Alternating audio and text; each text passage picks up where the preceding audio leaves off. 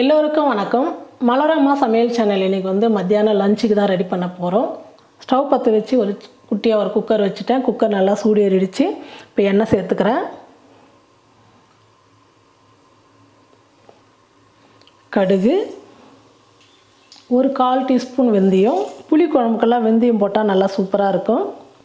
சீரகம் ஒரு 1/4 ஸ்பூன். கடுகெல்லாம் நல்லா பொரிஞ்சிடுச்சு. ஒரு 12 பல்லு பூண்டு வந்து உரித்து எடுத்துக்கிட்டேன், அதையும் சேர்த்துக்கிறேன். பூண்டு நல்லா வதங்கிடுச்சு. கறிவேப்பிலை கொஞ்சம், ஒரு பெரிய வெங்காயம் எடுத்து சின்ன சின்னதாக கட் பண்ணிக்கிட்டேன், அந்த வெங்காயம் சேர்த்துக்கிறேன்.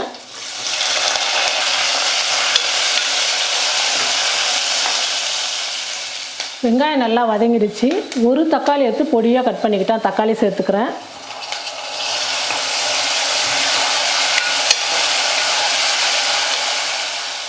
வெங்காயம் தக்காளி எல்லாம் நல்லா வதங்கிடுச்சு. ஒரு 1/4 கிலோ சேனக்கிழங்கு எடுத்து தோலெல்லாம் சீவி எடுத்துகிட்டு சின்ன சின்ன பீஸாக இந்த மாதிரி கட் பண்ணி எடுத்துக்கிட்டேன். புளி குழம்புக்கு இந்த மாதிரி சின்ன சின்னதாக இருந்தால் தான் நல்லாயிருக்கும்.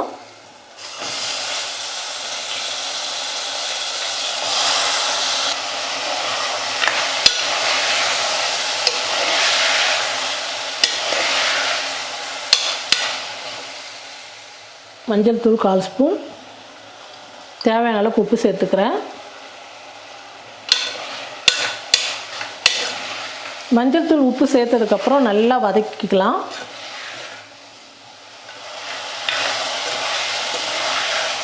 ரெண்டு நிமிஷத்துக்கு நல்லா வதக்கிக்கிட்டேன். இப்போ மிளகாத்தூளெல்லாம் சேர்த்துக்கலாம். சின்ன ஸ்பூனில் வந்து நான் 2 ஸ்பூன் சேர்த்துக்கிறேன். இது 1/2 ஸ்பூன் மிளகாத்தூள் தான் இருக்கும். கரம் மசாலா ஒரு 1/2 ஸ்பூன். மல்லித்தூள் 1 ஸ்பூன் சேர்த்துக்கிறேன். பெருங்காயத்தூள் கொஞ்சம் சேர்த்துக்கிறேன். இதெல்லாம் சேர்த்து ஒரு நிமிஷத்துக்கு நம்ம எண்ணெயில் நல்லா வதக்கிக்கலாம்.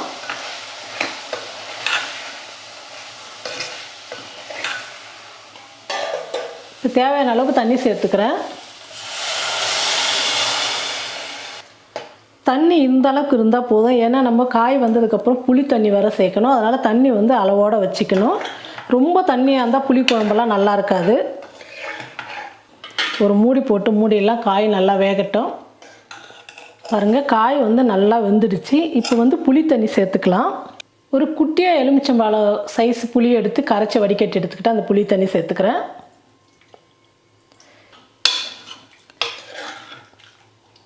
புளி தண்ணி சேர்த்ததுக்கப்புறம் ஒரு 2-3 நிமிஷம் கொதிக்க வச்சுக்கலாம். பாருங்கள், புளி ஊற்றி குழம்பு வந்து நல்லா கொதிச்சிடுச்சு. இந்த அளவுக்கு நல்லா புளி குழம்புலாம் இந்த அளவுக்கு திக்காக இருந்தால் தான் சாதத்தோடு பிசைஞ்சு சாப்பிட்றதுக்கு ரொம்ப நல்லாயிருக்கும். இப்போ நான் ஸ்டவ் ஆஃப் பண்ணிடுறேன். இப்போ நம்ம அடுத்தது மணத்தக்காளி பொரியல் செஞ்சுக்கலாம். கடாய் நல்லா சூடு ஏறிடுச்சு. எண்ணெய் சேர்த்துக்கிறேன். கடுகு, சீரகம் கொஞ்சம் சேர்த்துக்கிறேன். கீரை வந்து ஒரு கட்டு வாங்கினதுனால கட் பண்ணி எடுத்து சுத்தமானா கொஞ்சமாக தான் வந்தது. அதனால் வந்து நான் எல்லாமே வந்து கம்மியாக சேர்த்துக்கிறேன். கடலைப்பருப்பு வந்து 1/2 ஸ்பூன் சேர்த்துக்கிறேன். உளுத்தம்பருப்பு 1/2 ஸ்பூன். ஒரு 5 பல்லு பூண்டு வந்து தோலோடு இடித்து எடுத்துக்கிட்டேன், அந்த பூண்டு சேர்த்துக்கிறேன்.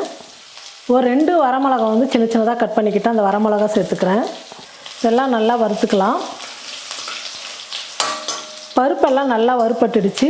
ஒரு சின்ன வெங்காயம் எடுத்து பொடியாக கட் பண்ணிக்கிட்டு அந்த வெங்காயம் சேர்த்துக்கிறேன். கொஞ்சம் கறிவேப்பிலை.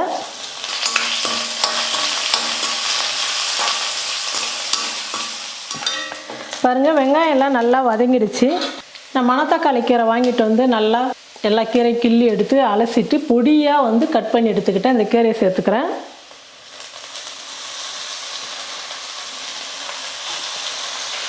மஞ்சள் தூள் கொஞ்சம் சேர்த்துக்கிறேன்.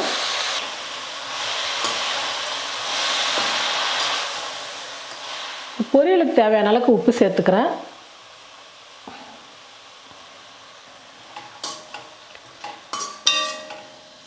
ஒரு 2 நிமிஷத்துக்கு கீரை வந்து நல்லா வதங்கட்டும். பாருங்கள், ஒரு கட்டு கீரை வாங்கினோம். எந்த அளவுக்கு பாருங்கள், ஒரு 2 கரண்டி கீரை கூட வரல, அந்த அளவுக்கு தான் வந்தது. அதனால தான் நான் எல்லாமே வந்து கம்மியாக சேர்த்துக்கிட்டேன். பருப்பு, மிளகாய் எல்லாமே கம்மியாக சேர்த்துக்கிட்டேன். இப்போ கீரைலாம் நல்லா வெந்துடுச்சு. சின்னதாக ஒரு 2 துண்டு தேங்காய் எடுத்து துருவி எடுத்துக்கிட்டேன். அந்த தேங்காய் துருவல் சேர்த்துக்கலாம்.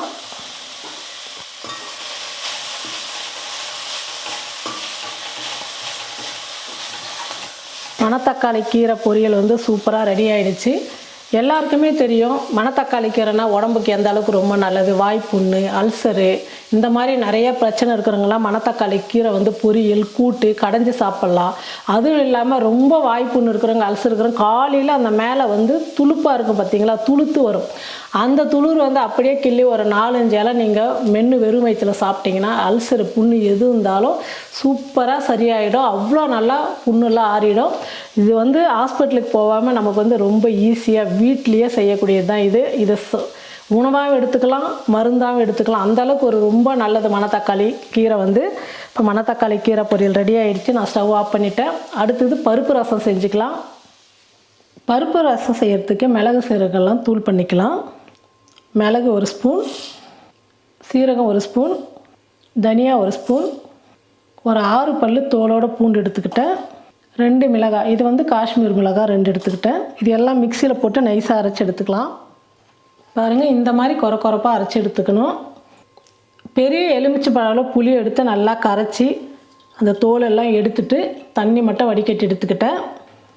2 தக்காளி கட் பண்ணி இந்த மாதிரி நல்லா வெறும் தக்காளியோட ஜூஸ் மட்டும் எடுத்துக்கிட்டு அந்த தோலெல்லாம் தூக்கி போட்டுட்டேன். இப்போ இந்த புளி தண்ணியும் தக்காளி தண்ணியும் ஒன்று சேர்த்துக்கலாம்.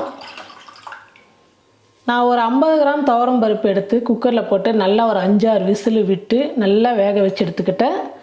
அந்த பருப்பு தண்ணியோடு சேர்த்து இந்த புளி தண்ணியில் ஊற்றிக்கலாம். ரொம்ப நைஸாக இருக்கணும், பருப்பே தெரியக்கூடாது, அந்த அளவுக்கு நம்ம நல்லா கரைச்சி எடுத்துக்கணும். மிளகு சீரகம் அரைச்சது சேர்த்துக்கலாம். கருவேப்பிலை கொஞ்சம், கொத்தமல்லி கொஞ்சம், மஞ்சத்தூள் கொஞ்சம் சேர்த்துக்கிறேன். ரசத்துக்கு தேவையான அளவுக்கு உப்பு சேர்த்துக்கலாம். இப்போ எல்லாம் சேர்த்ததுக்கப்புறம் நல்லா கரைச்சி விட்டுடலாம். ரசத்துக்கு எல்லாம் ரெடி பண்ணிட்டோம். இப்போ நம்ம தாளிச்சிக்கலாம். ஸ்டவ் பற்ற வச்சு ஒரு பாத்திரம் வச்சுட்டா பாத்திரம் நல்லா சூடேறிடுச்சு. இப்போ வந்து ரசத்துக்கு வந்து எண்ணெய் சேர்த்துக்கிறேன். எண்ணெய் நல்லா காஞ்சிடுச்சு. கடுகு சேர்த்துக்கலாம்.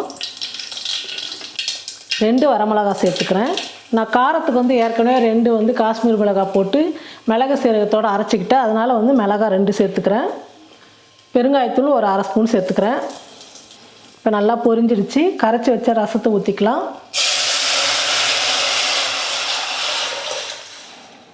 தண்ணி நமக்கு தேவையான அளவுக்கு சேர்த்துங்க. அதாவது புளிப்பு எந்த அளவுக்கு கரெக்டாக இருக்கோ அந்த அளவுக்கு தண்ணி சேர்த்துக்குங்க.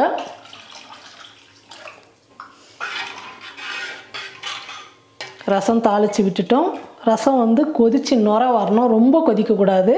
அந்த மேலே நுர பொங்கி வரும்போது நம்ம ஸ்டவ் ஆஃப் பண்ணிடலாம். பாருங்கள், ரசம் வந்து பொங்கி கொதிக்க ஆரம்பிச்சிடுச்சு. இப்போ நான் ஸ்டவ் ஆஃப் பண்ணிடுறேன். ரசம் ரெடி ஆகிடுச்சு. அடுத்தது ஆம்லெட் செஞ்சுக்கலாம். நான் ஆம்லெட்டுக்கு 3 முட்டை எடுத்துக்கிறேன். இதை உடைச்சி ஒரு பாத்திரத்தில் ஊற்றிக்கலாம்.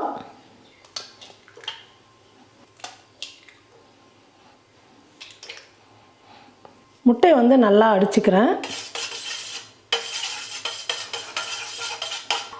ஆம்லெட்டுக்கெல்லாம் வந்து இந்த மஞ்சள் கருவும் வெள்ளை கருவும் நல்லா சேர்ந்து வரணும். அந்த அளவுக்கு நம்ம வந்து நல்லா நுர வர அளவுக்கு அடிச்சுக்கணும்.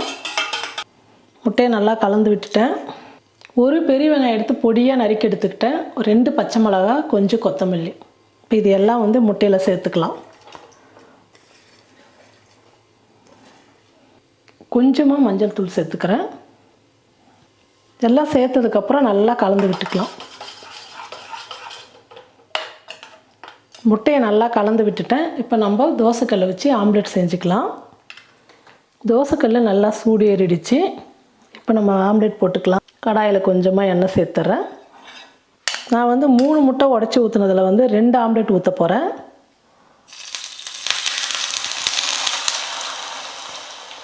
இப்போ எண்ணெய் வந்து லைட்டாக சைடில் மேலெல்லாம் லேசாக எண்ணெய் விட்டுக்கலாம். ஆம்லெட் ஒரு பக்கம் வெந்துடுச்சு. திருப்பி போட்டுக்கிறேன். நல்லா கலராக சூப்பராக நல்லா வந்துடுச்சு பாருங்கள். எனக்கு வந்து வெங்காயம்லாம் அதிகமாக சேர்த்து ஆம்லெட் சாப்பிடணுன்னா ரொம்ப பிடிக்கும். எங்கள் வீட்டில் வந்து மிளகுத்தூள் போட்டால் கொஞ்சம் நல்லா சாப்பிடுவாங்க. எனக்கு வந்து வெங்காயம் போட்டால் தான் ரொம்ப பிடிக்கும் எனக்கு. இப்போ நான் இன்றைக்கி வந்து வெங்காயம் போட்டு தான் செஞ்சுருக்கேன். 2 பக்கமும் நல்லா வெந்துருச்சு. இப்போ நான் ஆம்லெட் எடுத்துக்கிறேன். சூப்பராக ஆம்லெட் ரெடி ஆகிடுச்சு.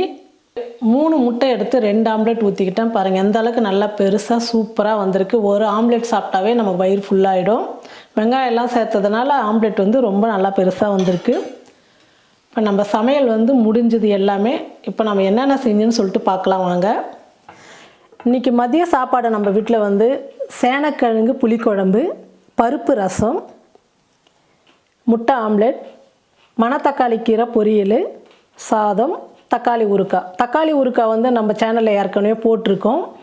தக்காளி ஊறுகாய் வந்து நம்ம சேனலில் வந்து ஏற்கனவே போட்டிருக்கோம், அதை போய் நீங்கள் பாருங்கள். இன்றைக்கி மதிய சாப்பாடு வந்து நம்ம வீட்டில் இதுதான். நீங்களும் உங்கள் வீட்டில் இந்த மாதிரி ஒவ்வொரு நாளைக்கு ஒவ்வொரு விதமாக செஞ்சு கொடுக்கும்போது எல்லாருக்குமே ரொம்ப பிடிக்கும்.